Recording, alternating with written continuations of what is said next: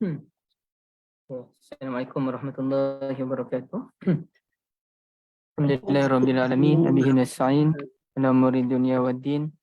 Wassalatu wassalamu ala nabiyil amin wa ala alihi wa sahbihi ajma'in. Subhanaka la ilma lana illa ma 'allamtana innaka antal alimul hakim. La haula wa la quwwata illa billah, amma ba'd. Fadilah Kanda Ustaz Yusof dan puan dirahmati Allah. Alhamdulillah kita syukur kepada Allah Azza wa Jalla. Dalam minggu lepas kita tak dapat bersama kerana raya. Jadi pada hari ini kita sambung pengajian kita lagi ya dalam Message Deep dalam Al-Quranul Karim. Kita bincangkan Suratul A'raf. Siapa yang ada buku, kita yang terakhir tu kita bincang bab yang ke-10 ya, pada muka surat 191.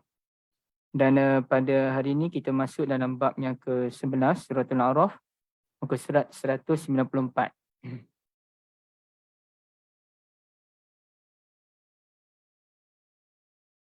Last bab 11. Maknanya bab 11 dah bincang dah ke Aisyah Ya, betul. Oh dah bincang. Okey. Dah bab 12 sekarang. Okey, bab yang ke-12 sekarang Kenapa saya rasa macam tak bincang bab 11? Dah bincang Okey, bab yang ke-12 ya, muka surat 196. Auzubillahi minasyaitonirrajim. Keimanan di celah-celah kekufuran ya. Qalu ya Musa, lupa nak share.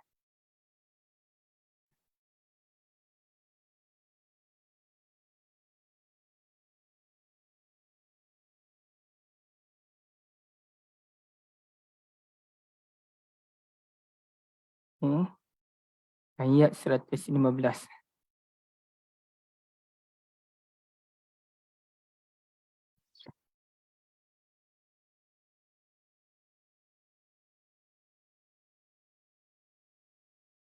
Okey. Ayat 115 Qalu ya Musa imma an tulqiya wa imma an nakuna nahnul mulqin. Jadi ahli sihir Firaun pun berkata, wahai Musa, engkaukah yang akan mencampakkan tongkatmu dahulu ataupun kami yang akan mencampakkannya? Wahai Musa, adakah engkau yang akan mencampakkan? Ada berhenti sini. Ya Musa, imma an tulqi, adakah kamu yang nak campak dulu tongkat kamu tu? Wa imma an nakuna nahnul mulkin, ataupun kami yang terlebih dahulu mencampakkan tali-tali kami, hibalahum ya, tali-tali kami. Jadi itu dalam pertandingan itulah, dan kemudiannya Nabi Musa AS sebut, qal alqu, kamu mula dulu. Falamma alqaw, tatkala mereka melemparkannya, saharu a'yunan nas, mereka telah menyihir mata-mata orang yang datang tengok, wasarahbuhum, menakut-nakutkan mereka, waja'u bisihrin azim, dan mereka telah mendatangkan sihir yang amat besar ya. Okey, baik. Puan-puan dirahmati Allah sekalian, sebenarnya perkataan alqu ni, ulqiya, tulqiya, mulqin, alqu, alqaw, dalam dua ayat ini saja pun 4 kali berulang.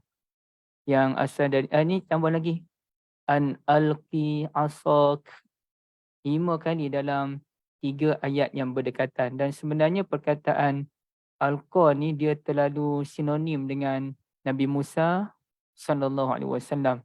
Sebagai contoh, tuan-tuan dan puan-puan dirahmati Allah, kalau kita lihat dalam suratul Qasas, suratul Qasas ada, dan surah Taha pun ada, nanti saya tunjukkan ya.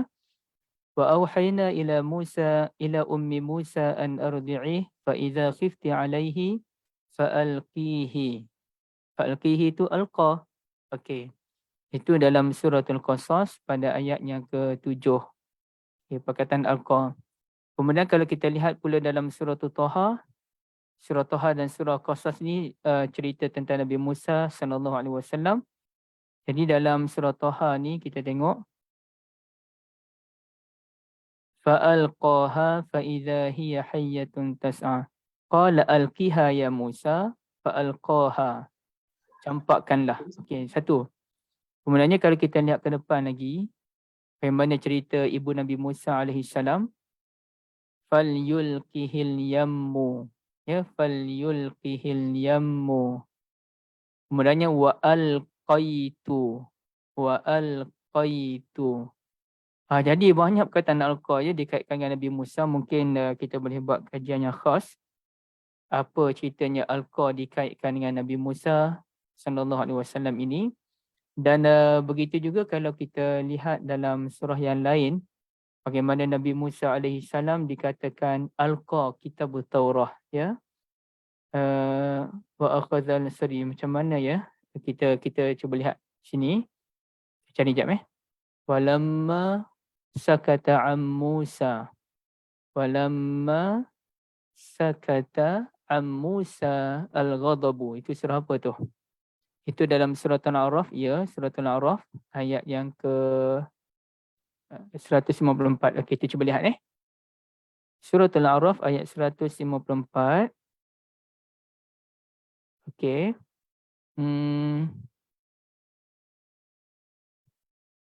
Mana ni? Wa alqal alwaha wa akhadha bi ra'si akhihi yajurruhu ilaih. Nabi Musa AS pun alqa kitabut Taurah. Maka ada biasa ditanyakan soalan, alqa ni lempar. Bila Nabi Musa AS tengok kaumnya menyembah patung anak lembu, maka baginda rasa marah. A'ajiltum amra rabbikum wa alqal alwah. Biasanya ulama terjemah sebagai Nabi Musa AS pun lempar, campak dia punya alwah, lembaran-lembaran kitabut Taurah. Okay. Cuba kita lihat terjemahan dia kata macam mana kalau terjemahan. Terjemahan suratul A'raf, sebab dia bergantung pada terjemahan juga.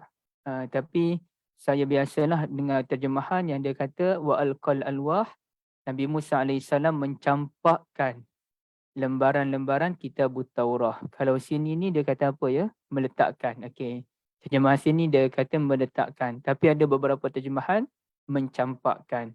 Jadi sekarang ni, bila ditanyakan kepada sebahagian ilmuwan, adakah Nabi Musa AS ni dia campak kitabut Taurah tu, dan di mana adab Nabi Musa AS? Di situlah ulama memberikan jawapan yang begitu menarik, iaitu kita kena tengok semua alqa yang ada dalam Al-Quranul Karim. Terutamanya yang melibatkan cerita Nabi Musa AS. Jadi bila kita tengok semua alqa yang ada dalam Al-Quran, sebahagiannya yang cerita Nabi Musa lah ni, tak kait dengan alqa yang lain. Sebahagiannya bermaksud mencampakkan. Seperti Nabi Musa AS mencampakkan tungkat yang sebagaimana kita tengok tadi pada ayat 115 kan. Okay, dan 116. Baginda mencampakkan tungkat tersebut. Okay. Tapi kalau kita lihat dalam cerita ibu Nabi Musa AS, sama ada dalam suratul Taha ataupun suratul Qasas, pun ibu Nabi Musa ni dia fa'alqihi fil yam. Itu dalam surah Qasas rasanya. Fa'alqi fil yam wa la takhafi wa la tahzani. Beliau telah alqa Nabi Musa AS dalam satu peti ataupun dalam satu bekas. Jadi adakah logik kalau dikatakan ibu Nabi Musa AS ini alqa dalam bentuk campak anak dia, sedangkan dia kasih pada anak dia tu? Ataupun sebenarnya dia meletak cepat-cepat nak selamatkan anak dia, seakan-akan mencampak. Allah Ta'ala guna perkataan alqa tu menunjukkan cepatnya dia nak bergerak pantas supaya dapat menyelamatkan anak dia. Adakah begitu? Ataupun alqa di situ artinya meletakkan dengan penuh perasaan kasih, meletakkan dengan penuh perasaan rindu kerana risau akan terputus hubungan dengan anak yang dia sayang tersebut. Jadi kena tengok alqa tu dalam semua sudut, barulah kita tahu apa jawapan dia ya. Tapi apa pun dalam kes ini mencampakkan ya. Baik, sekarang ni kita nak bincangkan ialah soal keimanan di sebalik kekufuran. Ya, keimanan di sebalik kekufuran. Apabila tukang sihir Firaun ini berkata, "Ya Musa, wahai Musa, kamu nak campak dulu ke ataupun kami yang campak dulu?" Maka ada ulama berkata begini ya, yang saya lihat dalam kitab Tafsirul Qurtubi, Tafsirul Zamakhsyari dan juga Tafsirul Qasimi, mereka menyatakan di sebalik kekufuran yang sudah lama berkarat dalam hati mereka, mereka ni dah biasa dah ditaburi dengan kemewahan hidup oleh Firaun, masih ada ruang untuk cahaya keimanan itu mencelah, iaitu mereka masih beradab dengan bertanya siapa yang akan mula dulu. Kami ke kamu nak mula dulu? Maknanya masih ada adab dalam diri mereka walaupun mereka ni dah lama dah hidup dengan rasuahnya, dengan ialah digunakan semahunya oleh Firaun untuk menguatkan kekuasaan Firaun tu kan. Tapi masih ada adab dalam diri mereka sampaikan mereka bertanya, kami dulu ke ataupun kamu dulu yang campak? Ataupun kamu dulu campak ke kami dulu yang campak? Masih ada adab. Dan so itulah ada pengkaji yang menyatakan, ulama-ulama dulu menyatakan, sikap bertanya itu membuka ruang pintu keimanan dalam diri mereka. Kerana masih ada adab sedikit dalam diri mereka itu, itulah yang membuatkan keimanan masuk dalam kalbu mereka. Dan akhirnya mereka beriman kepada Allah Azza wa Jalla, menunjukkan peri pentingnya adab dalam kehidupan ibu-ibu sekalian ya. Dan hal inilah yang ulama dulu-dulu pun sebut. Apabila kita nak belajar sesuatu ilmu, maka ulama menyatakan al-adab qabla al-ilm. Adab sebelum ilmu. Bahkan ada ulama yang menyatakan nahnu ilal adab ahwaju minna minal ilm. Kami lebih berhajatkan kepada adab melebihi ilmu itu sendiri. Jadi nombor satunya adab, kerana apabila kita ada adab barulah ia mengundang ilmu. Kalau kita ada ilmu, tidak ada adab, ia amat-amat pincang. Tapi kalau kita ada adab, ia akan menarik ilmu untuk masuk ke dalam kalbu kita. Ilmu untuk menguasai minda kita. Jadi itu penting. Kemudiannya kalau saya lihat pula dalam Tafsirul Kabir, kata Ar-Razi, dan Ar-Razi ni ialah dia ulama ahli kalam, beliau ada pengaruh sufi dan beliau menyatakan sehingga ada ulama sufi yang menyatakan lantaran mereka memelihara adab, maka tidak mustahil Allah Ta'ala menganugerahkan mereka keimanan. Okey, baik. Itu satu bahagian. Kemudiannya saya lihat juga ulasan yang dibawakan oleh Syekh Muhammad Abu Zuhrah. Okey, jom kita tengok sama-sama lah ibu-ibu sekalian ya. Supaya ibu-ibu, puan-puan, kakak-kakak akan rasa lebih puas hati. Okey, saya panggil ibu-ibu tu bukan bermakna semua yang ada di sini lebih tua daripada saya ya. Tapi sebahagian besarnya sudah bergelar ibu. Jadi itu panggilan penghormatan lah daripada saya kepada yang hadir pada hari ini. Okey. Kita tengok ya. Alamak kat mana cari ni? Kenapa tak muncul? Ayah, tak muncul pula. Tak apalah, saya pun tak tahu. Tiba je tak boleh. Okey, jadi sekarang ni kita tengok pula ulasan daripada Syekh Muhammad Abu Zuhrah. Beliau ulama-ulama yang terkemudian dan beliau ada mengarang kitab Zuhratut Tafasir. Samalah sesuai dengan namanya Muhammad Abu Zuhrah. Kitabnya Zuhratut Tafasir. Beliau menyatakan mereka bersungguh untuk menunjukkan kehebatan mereka terlebih dahulu kerana mereka memiliki keyakinan yang tinggi. Lain pula penilaian dia. Kalau kita tengok ulama lain sebagaimana dinukilkan oleh Qurtubi, Zamakhsyari, Al-Qasimi dan juga Ar-Razi, okay, mereka menyatakan bahawasanya mereka ahli sihir Firaun ni beradab, tanya. Tapi bagi Syekh Muhammad Abu Zuhrah pula lain ya.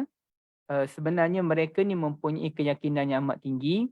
Tak kiralah mereka mula dulu ke, Musa mula dulu ke, mereka tetap menang. Okay, jadi pada hemat mereka, Nabi Musa AS, pada hemat mereka, kalau mereka mula dulu, Nabi Musa KO teruslah, kena TKO terus.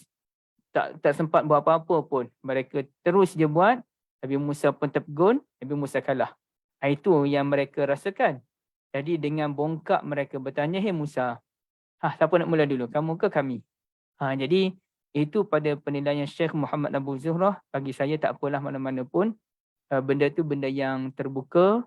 Kita nak pegang pandangan yang kata beradab pun boleh. Kita nak pegang pandangan yang kata mereka ni yakin diri, ada unsur takabur pun tidak ada masalah. Kerana ia dalam keadaan panggil apa, tak jelas dinyatakan oleh Allah Jalla wa'ala. Baik. Kemudiannya ibu-ibu yang dirahmati Allah sekalian, satu perkara tambahan yang menarik ialah penggunaan perkataan kami berkali-kali. Okay. Saya baca balik ya. Qalu, mereka berkata, "Hei Musa, kamu mula dulu ke?" Ataupun, okay, annakuna, okay, annakuna, nakuna tu artinya kami. Bila ada, kalau kita kata saya jadi,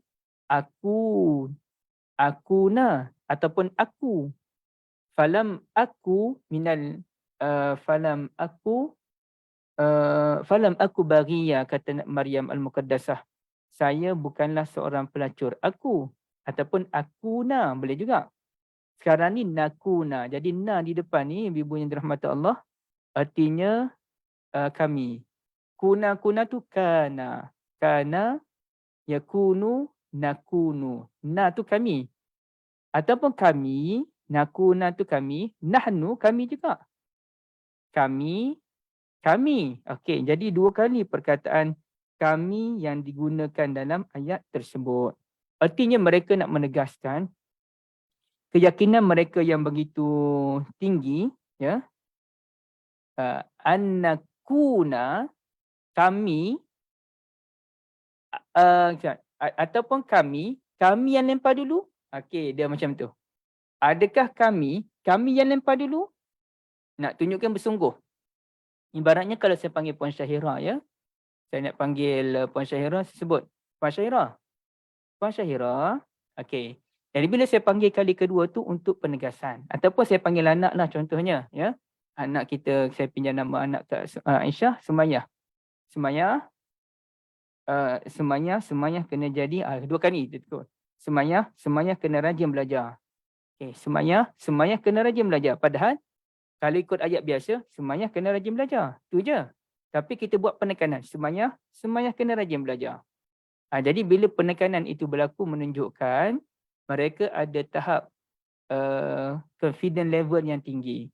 Okay, baik. Satu. Yang keduanya, ibu-ibu yang dirahmati Allah sekalian, yang ni saya tak masuk dalam buku lah. Sebab buku ni ibu-ibu kebanyakan dah faham. Buku Message Deep dalam Al-Quran tidak membawa semua perbahasan.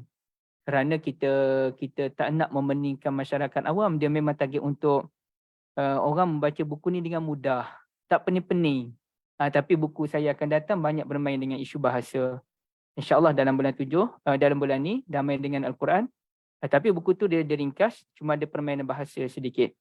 Okey, jadi satu lagi, mulkin. Cuba ibu-ibu tengok. Ya, cuba perhatikan. Kalau Nabi Musa AS, mereka kata, imma antul qiyah, ya, imma antul qiyah, yang ni mereka tak sebut wa imma an nakuna nahnul an nahnu nulki. Mereka tak sebut nulki. Sepatutnya antul qiyah ni dia panggil apa kalau dalam bahasa Melayu? Kata kerja. Adakah kamu nak lempar dulu? Lempar kan kata kerja kan? Kata perbuatan. Melempar ialah kata perbuatan. Boleh jelas di situ? Okey. Tapi kalau mulkin bukan kata perbuatan. Kalau kata perbuatan, kalau kamu nulki, tulki, kamu tulki. Kalau saya ulki. Kalau kami nulki. No tu nahnu. Nulki. Tapi mereka tak kata nulki. Mereka kata mulkin. Mulkin dalam bahasa Melayu disebut difahami sebagai kata nama. Dia panggil, kalau kata perbuatan ni, ini benda ni saya selalu ulang. Mungkin Puan Syahira pun dah banyak kali dah dengar benda yang saya sebutkan ini. Tapi kita ulang-ulang supaya kita boleh faham, ya. Kalau kata perbuatan, ia merujuk kepada sesuatu perbuatan je lah. Dia mengajar, dia makan, dia sedang memandu. Okey. Kalau kata nama, okey, kita cuba bandingkan antara kata perbuatan dengan kata nama. Kata perbuatan memandu. Kata nama pemandu. Kata perbuatan mengajar. Kata nama Guru. Orang yang mengajar tak semesti guru. Tapi guru tetap dipanggil guru walaupun dia tidak mengajar pada hari itu, dia bercuti. Sebulan, 2 bulan. Contohnya. Okey. Orang yang memandu tak semestinya dia driver kepada orang lain. Tapi kalau dia driver kepada orang lain, kerjanya driver, sama ada dia driver, dia tengah drive ke, dia duduk makan ke, dia tetap dipanggil driver. Okey. Ataupun kita kata mengarah. Dia mengarah orang itu untuk mengangkat kulit-kulit lembu, dibuang pada tempatnya. Okay, dia mengarah. Tapi orang yang mengarah tak semesti jadi pengarah. Ada orang jadi pengarah bahagian korban. Tapi dia tak arah pun orang buat tu, dia tak arah orang buat ni. Cuma dia masa tu dia tak arah pun orang ambil kulit lembu. Jadi pengarah ialah kata nama. Mengarah ialah kata perbuatan. Antara kata nama dan kata perbuatan, kata nama lah yang menunjukkan benda yang lebih kuat lagi. Okay, orang yang mengajar dengan cikgu. Cikgu lah lebih kuat, dia dominan. Okay. Jadi mereka nak kata kerja-kerja benda-benda ajaib ni bagi Nabi Musa, benda-benda bukan kerja Nabi Musa. Imma Anturikia, adakah kamu lempar dia? Ini bukan kerja kamu ni buat benda magic ni. Benda magic ni kami, mulkin. Kami yang selama ni, sejak dulu lagi, sampailah sekarang, kami yang buat magic ni. Kami yang memperkukuhkan kerajaan Fir'aun dengan magic kami. Tiba-tiba kamu nak muncul, yang entah datang dari mana, yang kamu tak ada pernah ada track record pandai main magic. Dan tak pernah pun Fir'aun hantar kamu untuk belajar black magic ni, tiba-tiba kamu nak lawan kami. Jadi mereka telah merendahkan taraf kedudukan Nabi Musa AS. Nabi Musa ni baru level, nak bermula baru, amatur baru nak lawan. Ni baru umur setahun jagun. Sedangkan kami ni mulkin. Memang dulu sampai sekarang kerja kami macam ni. Yang itu nampak gaya. Di situ mereka menunjukkan level mereka yang tinggi berbanding dengan Nabi Musa AS. Ala kullin di sini ada dua lah pendapat ulama. Ada yang kata mereka bongkak. Ada ya pandangan yang menyatakan mereka ni beradab. Yang ni wallahu alam. Kita bolehlah nak pilih pandangan mana pun. Saya nak tanya Kak Aisyah boleh jelas ke isu kata nama dan kata perbuatan yang saya bentang tadi? InsyaAllah jelas Ustaz. Okey, terima kasih banyak Kak. Puan Syairah okey ke Puan Syairah? Okey Ustaz, jelas. Okey, terima kasih banyak juga ya. Temaknya suara tak berapa baik pula. Tapi kan Ustaz, Mm-mm. kalau mulkin tu maksud dia pencampak ke apa? Macam mana? Dia kalau bahasa mudahnya Kak Aisyah, pencampak lah kan. Tapi kita kalau kita guna bahasa yang standard, kamilah ahlinya. Ahli sihirnya kami. Ahli ni orang yang berkepakaran. Macam kalau kita bahasa mudah tadilah. Mengajar, kata perbuatan. Kalau kata nama, pengajar. Tapi standardnya pengajar tu kita sebut apa dia? Guru, cikgu, pensyarah. Itu lebih jelas. Jadi bukanlah kita panggil pencampak, tapi kamilah ahli dalam bidang ini. Boleh Kak Aisyah betul tak saya punya jawapan tu Kak? Ya, kiranya kerja ahli sihir dulu macam campak-campak tu. Bukanlah artinya campak, tapi kepakaran mereka dalam bab sihir itu. Okey, sekarang ni kita pergi ke ayat 126 pula.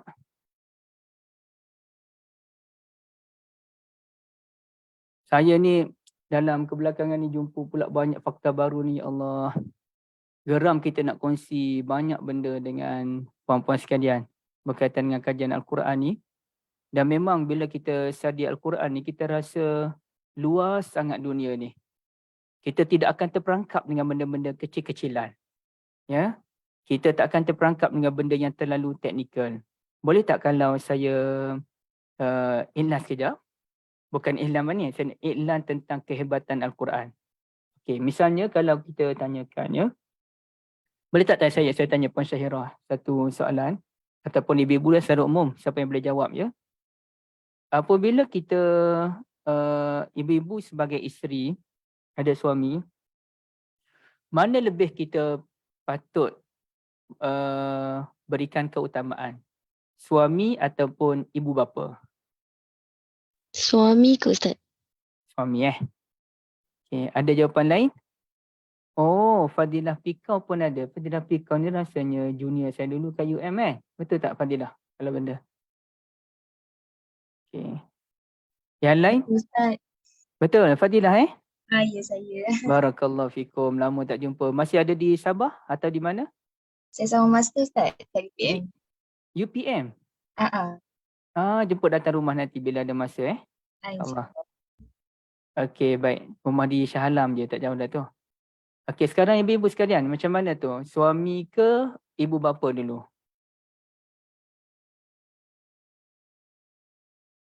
Ibu Asma? Suami.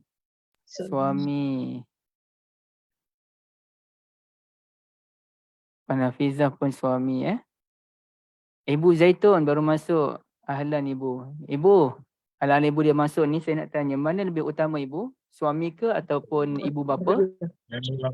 Sekejap Ustaz. Suami saya tengah bercakap telefon. Saya dalam Okey, sorry perjalanan. ibu. Sorry. Sekejap. Tak apa, teruskan. Okey, Ibu Asma pun kata suami Okey, terima kasih banyak. Jadi sebenarnya kalau kita tengok daripada perbincangan fiqh ataupun hadis, kita akan terperangkap dengan benda-benda yang teknikal ni. Okey.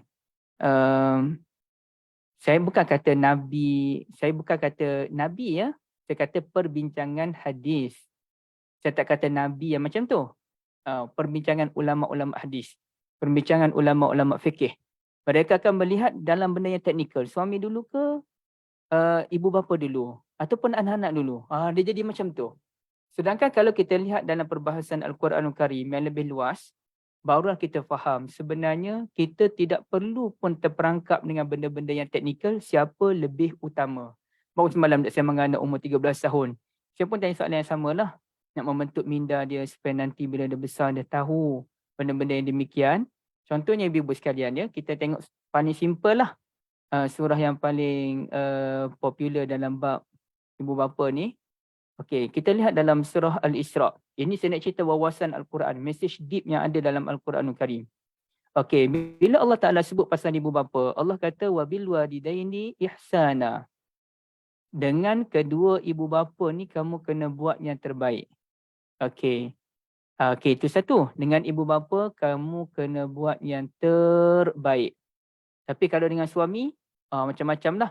Antaranya kalau kita lihat dengan suami ni, mungkin ada dalam Suratul Nisa, saya pun nak kena cek dulu. Betul tak betul Suratul Nisa ni? Ada ke? Alamak. Kadang-kadang tak muncul macam tu. Hunna libasul lakum wa antum libasul lahun. Surah Baqarah lah, surah Nisa pula dah. Suratul Baqarah. Okey. Tapi Suratul Baqarah ni ayat berapa? 187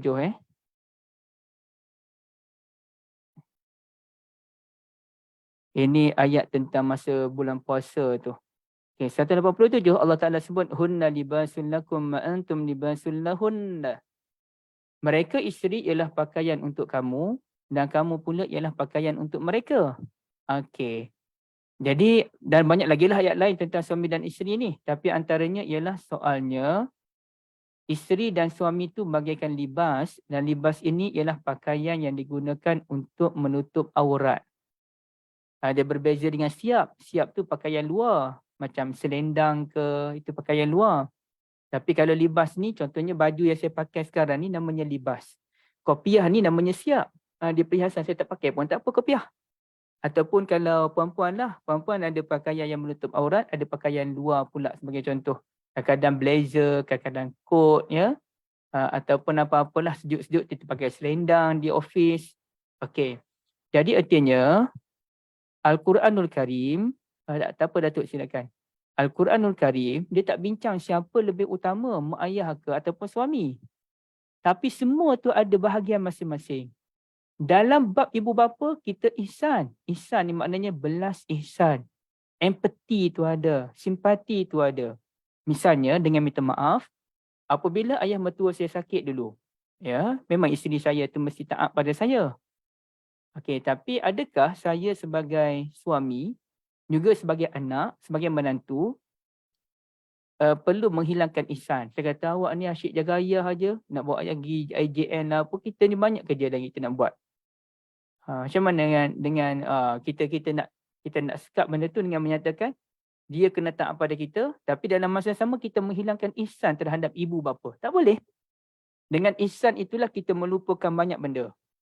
Kadang-kadang bercuti, saya rasa dah banyak kali saya tak balik raya haji, termasuk tahun ni pun tak balik. Tapi dulu-dulu, 2-3 kali kami tak balik. Dan pernah burn tiket pun. Tiket kapal terbang yang harga ratus tu kami burn je. Semata-mata kerana ayah mertua saya sakit. Kena masuk AJN. Burn. Kerana ihsan. Ihsan. Jadi kepada ibu bapa, dia ihsan. Kepada suami dan isteri, suami kasih dan hormat isteri, isteri pun kasih dan taat suami. Okey, hormat pada suami, kasih pada suami, kasih pada isteri, hormat kepada kehendak isteri. Dia bagaikan pakaian yang saling melengkapi. Jadi maknanya kedua-dua tu tak boleh dibuang. Bukannya kita mesti suami dulu, ibu bapa yang kedua. Tidak. Ataupun mesti ibu bapa dulu, suami yang kedua. Tidak, tak boleh. Benda tu mesti disekalikan je. Cuma cara mengurus. Dan kalau kita lihat lagi dalam surah yang lain, bagaimana Allah Azza wa Jal berbicara tentang cinta ni macam mana. Okey, sekali lagi saya nak tanya minta maaf je. Saya nak tanya siapa pun saya tak tahu, tapi saya tanya orang yang biasa-biasa saya tanya. Okey, contohnya Puan Syahira. Okey, Puan Syahira. Mana lebih Puan Syahira rindu, teringat apabila Puan Syahira pergi ke mana-mana? Tapi pernah ke Puan Syahira pergi mana-mana tanpa isteri? Pernah. Pernah. Tak Okey, pernah, siapa Ustaz. yang lebih Puan Syahira ingat? Suami ke anak-anak? Anak-anak. Itu jawapan jujur ya, anak-anak. Okey, Kak Aisyah. Suami ke anak-anak Kak Aisyah? Sama lah Ustaz, anak-anak Ustaz. Anak-anak. Tanyalah orang lelaki pun. Saya awal-awal dulu anak kecil. Pergi 2-3 hari, saya jarang lah. Lepas kahwin saya memang jarang pergi ke program luar Lembah Kelang. Dulu-dulu, ya Allah, ingat anak-anak. Isteri tu ingat, tapi anak-anak tu dia macam dia punya penangan dia. Dan itu disebutkan oleh Allah. Yauma yafirrul mar'u min akhi. Hari kiamat ni, hari yang mana kita melarikan diri daripada saudara-saudara kita. Wa ummihi wa abi, ibu dan juga bapa. Wa sahibatihi, sahabat kita tu isteri ataupun suami. Wa bani, dan juga anak. Ulama bincang kenapa begini susunannya? Akhi, saudara, adik-beradik, mak, ayah, suami isteri dan juga anak-anak. Kenapa begini dia punya susunan dia? Wasahibati ni lebih pada isteri lah. Dia lebih pada isteri, tapi dalam masa yang sama suami. Cuma dia lebih pada isteri.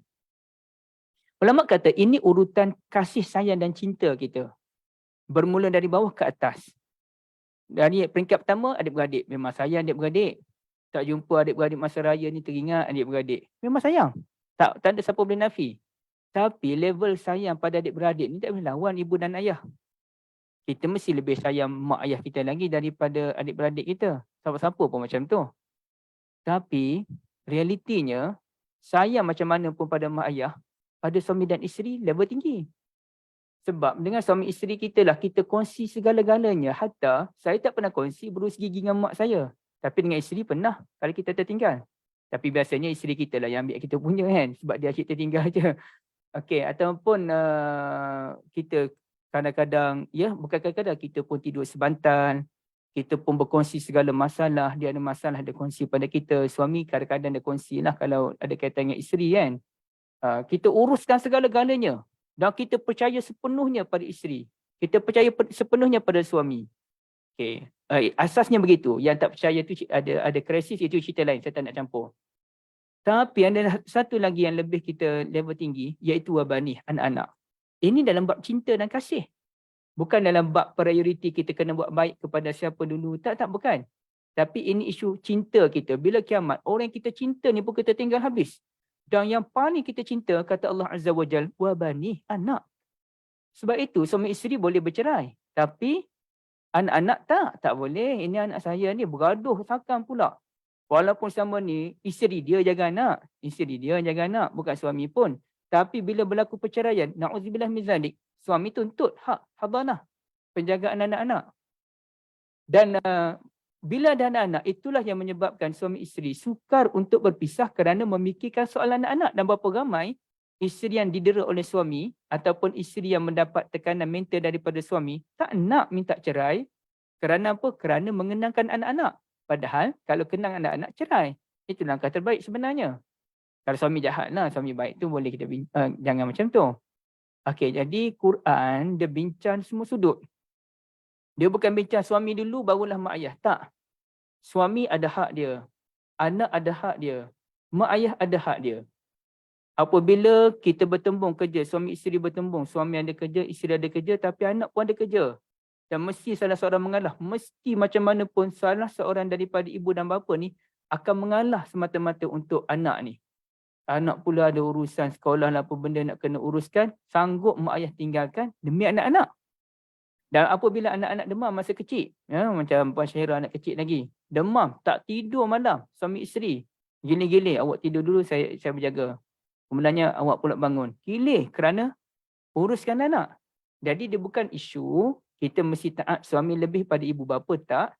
Tapi suami ada bahagian, isteri ada bahagian, anak-anak ada bahagian, ibu bapa pun ada bahagian. Dan saya nak tanya ibu sekalian, mana lebih kita utamakan? Mak ke ayah?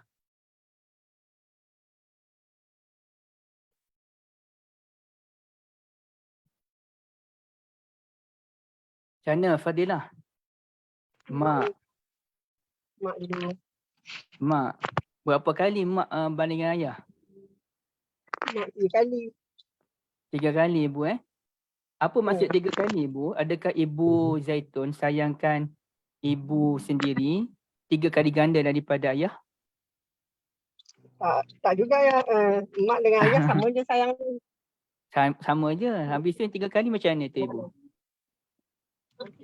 3 kali. 3 kali kalau berlaku pertembungan lah.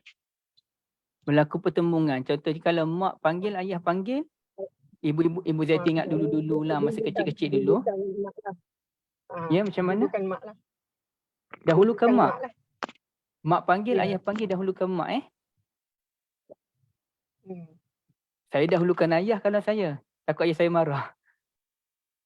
Panggil-panggil tak jawab, jawab mak dulu, marah ayah nanti.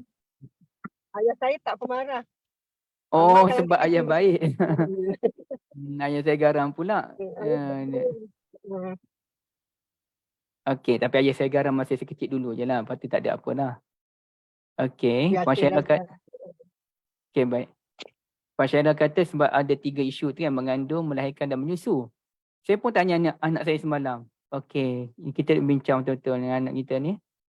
Okey, saya kata kakak, Nabi sebut, Allah Ta'ala, Nabi sebut kena ibumu tu kan, ummuka 3 kali.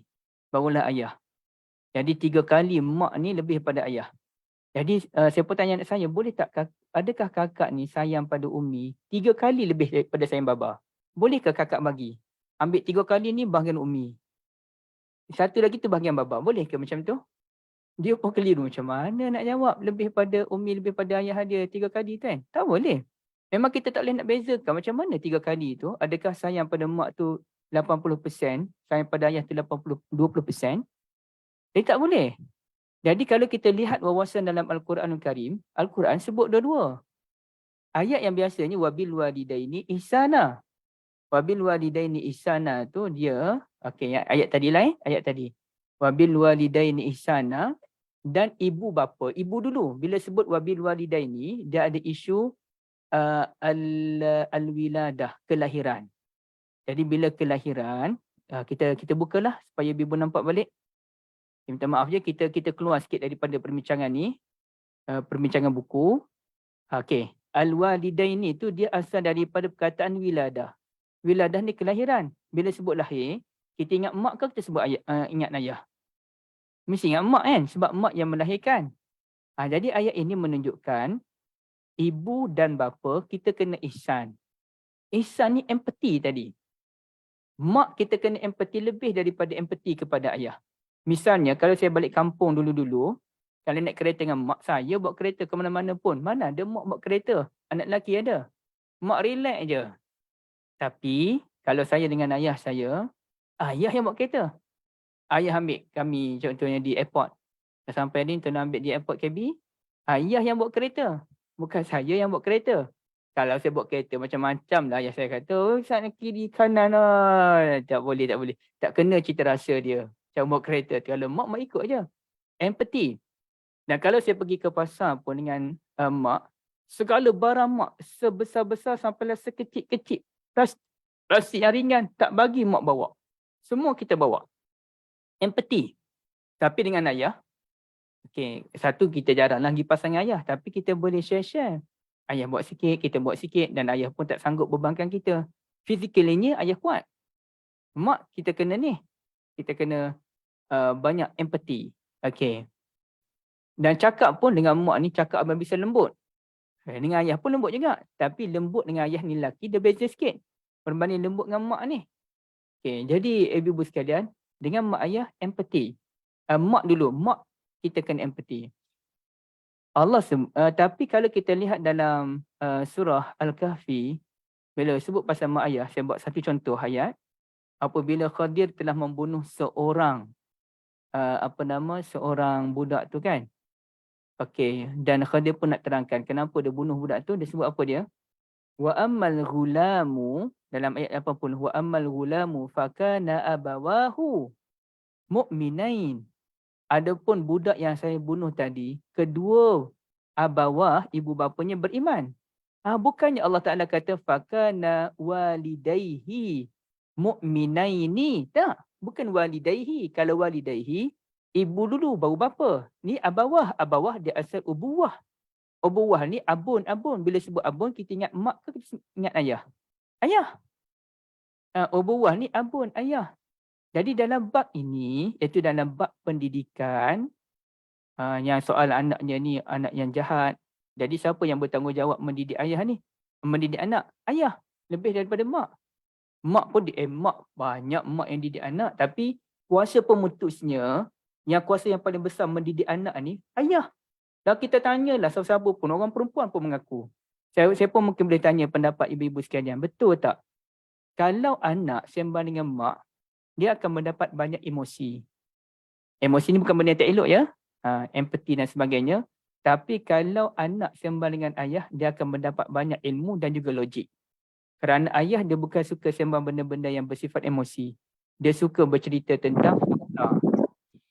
Mungkin saya silap dalam bab ini. Tapi ini saya duduk dengar cerita orang. Dan saya pun sembang-sembang orang. Macam itulah. Yang ceritanya dua-dua ada kelebihan. Tapi dalam bab pendidikan, ya ayah dulu ke depan. Dalam bab yang lain, mak ke depan. Jadi dua-dua sama. Tapi dalam bab pendidikan tu, ayah ke depan. Jadi dalam kes pendidikan, untuk dapat ilmu dan sebagainya, ya dengan ayah. Dengan mak pun tak dinafikan. Mak yang duk baca malam-malam buku pada anak dan sebagainya, sebagai contoh.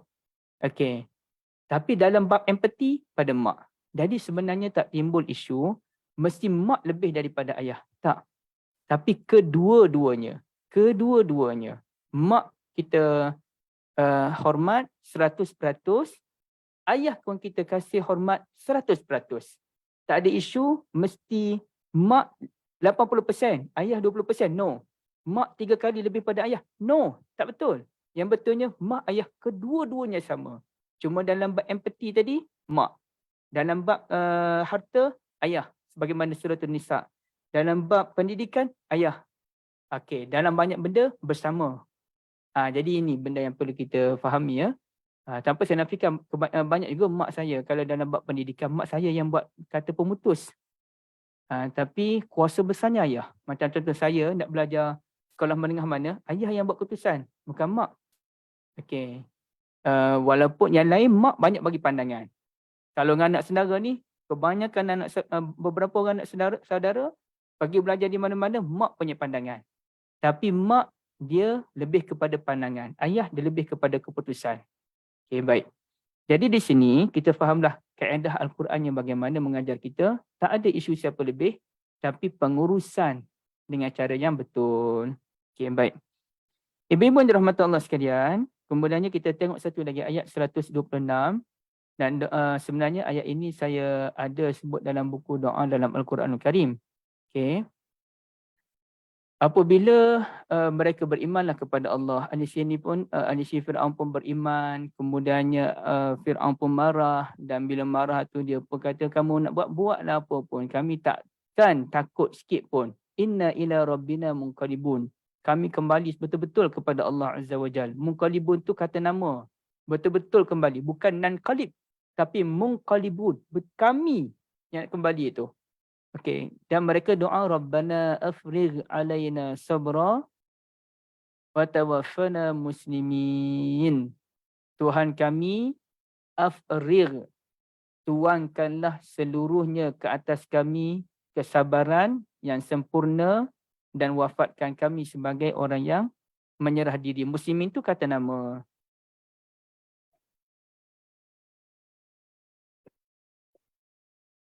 Ibu-ibu yang dirahmati Allah sekalian ya. Pertamanya kita tengok macam mana mereka mempunyai nilai kesabaran yang begitu tinggi kepada Allah Azza wa Jalla. Dan mereka doa pada Allah begini. Afrigh. Afrigh ni asalnya perkataan faragha.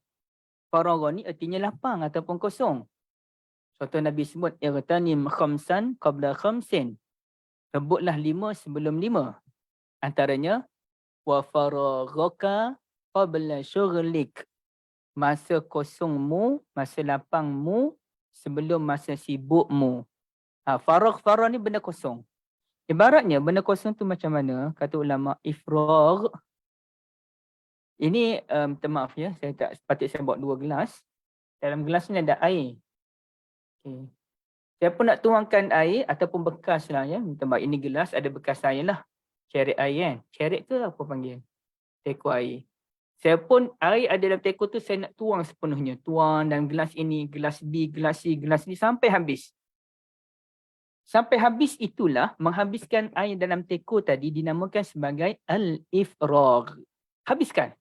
Jangan tinggal walaupun setitik. Habiskan keseluruhannya. Ada 5 gelas di situ, tuangkan ke semuanya. Itu namanya ifragh. Artinya mereka doa kepada Allah Azza wa Jalla, tuangkan sepenuhnya kesabaran tersebut. Jangan berbaki walaupun sedikit wahai Tuhan. Kami betul-betul, maknanya betul-betul nak kesabaran itu. Okey, satu, tuangkan segala yang ada. Yang kedua, apa yang mereka minta tuan tu? Sabran. Sabran ini dalam bahasa Arab namanya nakirah. Kalau makrifah dia ada alif lam. Kalau makrifah, Rabbana afrigh alaina sabru. As-sabru. Tapi mereka tak kata as-sabru. Mereka kata sabran. Alaina sabran. Nakirah. Nakirah ini membawa maksud kesabaran yang sempurna. Ya, kesabaran yang sempurna. Artinya, Tuhan kami limpahkan kepada, tuangkan sepenuhnya ke atas kami kesabaran yang sempurna. Ya, nampak tak ibu-ibu? Tuangkan ke atas kami seluruhnya kesabaran yang sempurna. Wah, ini bukan calon-calon permintaan. Yang ketiga, mereka dahulukan perkataan alaina. Rabbana afrigh alaina. Barulah sabran. Mereka tak kata Rabbana afrigh sabran alaina. Sepatutnya kalau tuangkan kesabaran lah. Kalau ikut ayat Melayu kan. Tuangkan air ke dalam gelas. Kita guna ayat itu, betul tak ibu-ibu? Okey, contohnya saya beritahu kepada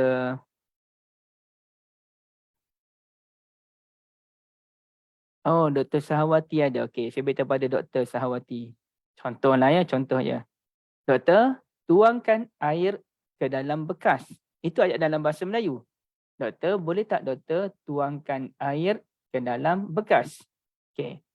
Kita tak sebut, doktor, boleh tak doktor tuangkan ke dalam bekas itu air?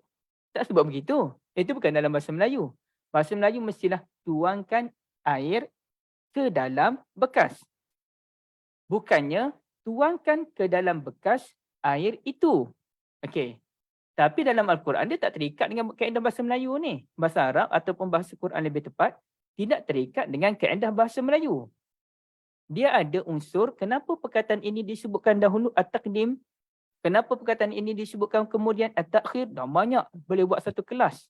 At-taqdim wa at-takhir dalam Al-Quranul Karim. Satu kelas boleh buat bincang. Kita boleh datangkan 50. Contohnya pandangan 30 ke 50. Ulasan ulama tentang kenapa sebut ni dulu, sebut ni kemudian. Kita halusi satu-satu. Lumatkan satu-satu. Nanti bila jumpa Quran je kita jumpa. Kenapa ni dulu, kenapa yang ni kemudian? Okay, baik. Kerana nak sebutnya afrigh alaina, tuangkan ke atas kami kesabaran itu, maknanya Betul-betul mereka nak kami yang dapat benda tu, bukan orang lain. Biar kami yang dapat benda tu. Okay. Tuangkan ke atas kami, betul-betul mereka nak minta pertolongan kepada Allah Azza wa Jalla. Kesabaran itu. Okay, macam ibaratnya kita tanyalah anak-anak kita. Okay, siapa yang nak pergi berjalan ke taman? Okay, kita pun sebut. Anak-anak sebut, kami. Dia sebut terus kami. Saya, kakak, abang, adik. Terus sebut. Okay. Maknanya, kita takkan kata orang yang nak berjalan ke taman itu ialah abang. Tak. Abang yang nak pergi taman. Dia sebut abang. Bila sebut abang tu maknanya dia bersungguh. Dia dulu nak. Bukannya orang lain. Dia dulu yang nak. Okay, baik. Dan kemudiannya barulah dinyatakan gandingan kepada doa tersebut. Wa tawaffana muslimin. Dan nanti wafatkan kami sebagai orang yang menyerahkan diri. Sempurnakan umur kami nanti. Tawaffa tu artinya sempurna. Wafat. Kita kata al-wafa'u bil ahdi. Menyempurnakan janji. Jadi wa tawaffana. Kenapa mati itu dipanggil wafat? Kerana dah sempurna umurnya. Dah tiba masanya untuk kembali menemui Allah Azza wa Jal. Muslimin. Muslimin tu kata nama. Artinya kamilah orang yang menyerahkan diri. Bukannya kita kata apa ya, kalau kata kerja saya pun nak kena ni balik, tapi muslimin ialah kata nama menunjukkan bahawa dia memang menyerahkan diri, bukannya nasnam, bukannya naslamu, bukannya aslamu, bukannya aslamna, bukan, tapi muslimin. Allah Alam. Saya rasa mungkin boleh kot sampai di situ. Ada sebarang perbincangan ibu-ibu? Nak tempoh 5-6 minit lagi ni.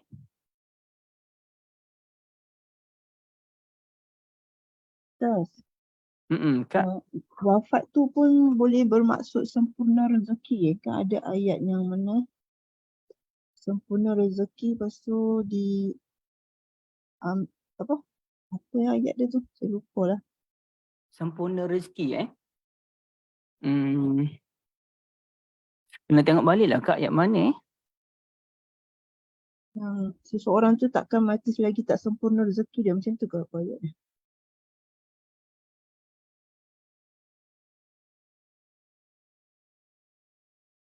Saya tak ingat, saya tak tahulah Kak yang mana satu Kak. Kalau Kak ingat nanti Kak beritahu Okey, Ustaz.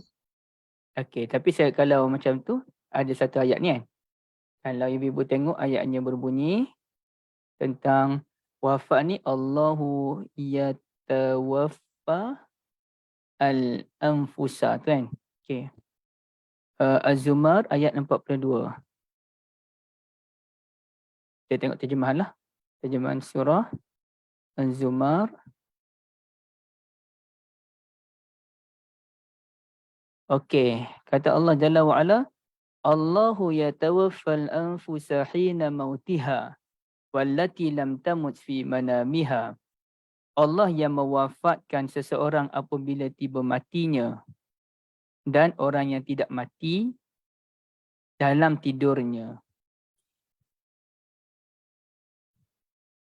Fayumsikul lati qada 'alaihal mauta wa yursilul ukhra ila ajalin musamma.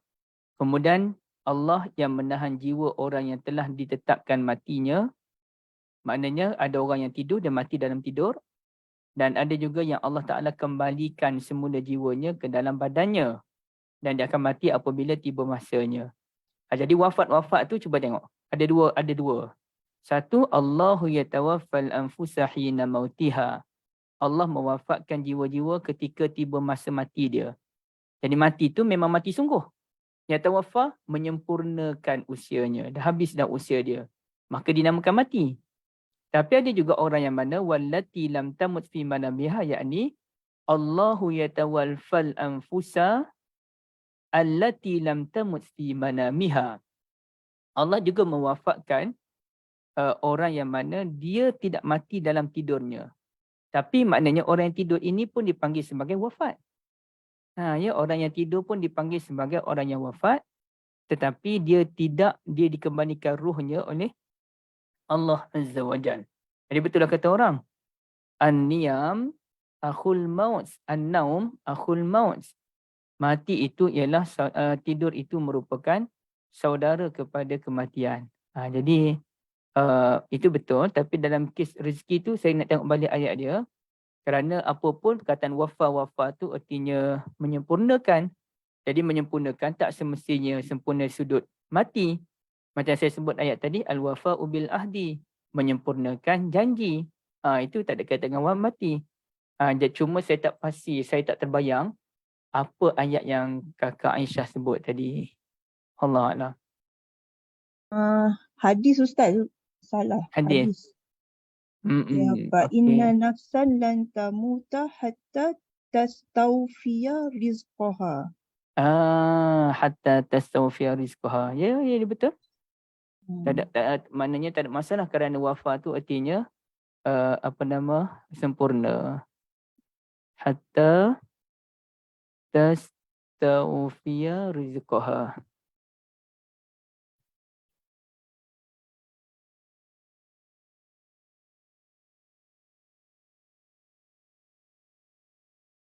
Okey, itu kata kita tengok hadis yang mananya dalam hadis inilah. Innahu la tamutu nafsun hina tastakmila. Sini dia guna hina tastakmila. Okey, dalam ayat yang lain saya ada kat sini.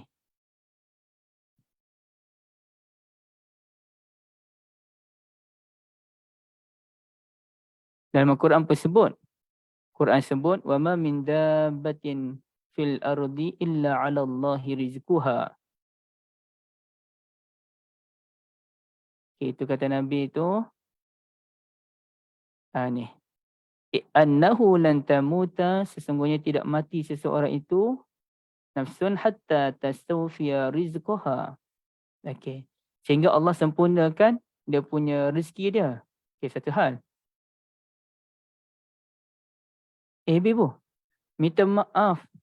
Saya lupa nak share. Patut saya sepelik pun. Ni.